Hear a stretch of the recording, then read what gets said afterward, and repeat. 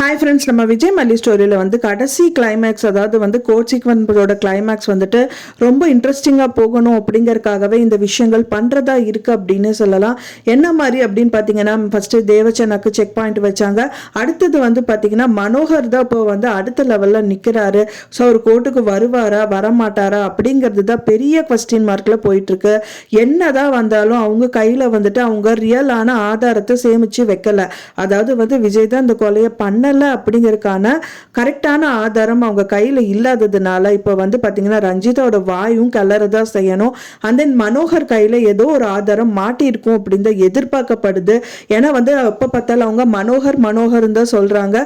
So அதனால வந்து இல்லைன்னா அவங்க வந்ததுக்கு அப்புறம், அதாவது கோர்ட்டுக்கு வந்ததுக்கு அப்புறம் ரஞ்சிதா அவங்க அப்பா சொன்னாங்கன்னா ஏதாவது ஒரு விஷயங்கள் அவங்க வாயிலேருந்து வாங்க முடியுங்கிறதுக்காக இந்த விஷயங்கள் பண்ணுறதா கூட இருக்கலாம். ஸோ அதனாலேயே தான் வந்துட்டு மனோகரை வந்து அவங்க பாயிண்ட் அவுட் பண்ணிட்டு இருக்காங்க. கூடி விரைவில் அவர் கோர்ட்டுக்கு வந்துருவாரு அப்படின்னு எதிர்பார்க்கப்படுது. ஸோ இந்த ராஜி பண்ற சதி வேலையால வந்து மனோகர் வந்து மாட்டியிருக்காரு. ஸோ கண்டிப்பா மனோகர் வந்தா மட்டும்தான் இந்த கோர்ட் சீக்வன்ஸ் வந்து கம்ப்ளீட் ஆகும், மறுபடி கண்டினியூ ஆகாது அப்படிங்கிறனே சொல்லலாம். ஸோ அதனால அவர் கூடி விரைவிலே அவர் வந்துருவாரு. அண்ட் தென் வந்து நல்ல சாட்சி வந்துட்டு சொல்லிடுவாரு அப்படின்னு தான் எதிர்பார்க்கப்படுது. கண்டிப்பா வந்து வச்சு வாங்க போறாங்க. ஏன்னா வந்து தேவசேனா முதல்ல ராஜி மேல பயங்கர கடுப்பா இருந்தாங்க. இப்போ ராஜி மட்டும் எதிரி இல்லாம இப்போ கதிரேஷனும் பயங்கர எதிரி ஆயிட்டாங்க தேவசேனாக்கு. ஏன்னா அவங்க பேத்தியும் கருத்து வச்சுட்டு மிரட்டிட்டு இருந்தாங்க.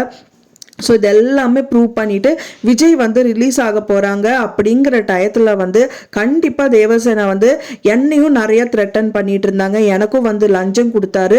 அது மட்டும் இல்லாமல் இப்போ கோர்ட்டில் நான் வர எக்ஸ்கியூஸ் மீன்னு சொல்லிட்டு நான் வெளியில் போன பாருங்க, அந்த டைம் முதல் கொண்டு வந்துட்டு ஃபுல்லாக வந்துட்டு என்னை வந்து அடிமைப்படுத்தணும்னு சொல்லிட்டு என்னோட பேத்தியை கடத்திட்டு போய் வச்சுட்டாரு. ஸோ இந்த மாதிரி நிறைய வந்துட்டு கோர்ட்டுக்கு எதிராக விஷயங்கள் வந்து கதிரேசன் பண்ணிட்டு இருக்காரு.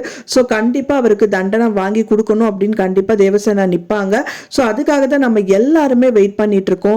ஸோ எப்படி நடக்குது அப்படின்னு சொல்லி பார்க்கலாம். ஃப்ரெண்ட்ஸ், நீங்க என்ன நினைக்கிறீங்க அப்படின்னு சொல்லிட்டு உங்களோட கருத்துக்களை மறக்காம எனக்கு கமெண்ட்ல ஷேர் பண்ணுங்க. நான் சொன்ன இந்த தகவல் உங்களுக்கு பிடிச்சிருந்தா மறக்காம லைக் பண்ணுங்க, ஷேர் பண்ணுங்க, கமெண்ட் பண்ணுங்க, சப்ஸ்கிரைப் பண்ணுங்க. மேலும் இன்னொரு மல்லி சீரியல் அப்டேட்டோட நெக்ஸ்ட் மீட் பண்றேன். தேங்க்ஸ் ஃபார் வாட்சிங் மை டியர் ஃப்ரெண்ட்ஸ். நெக்ஸ்ட் வீடியோல பார்க்கலாம்.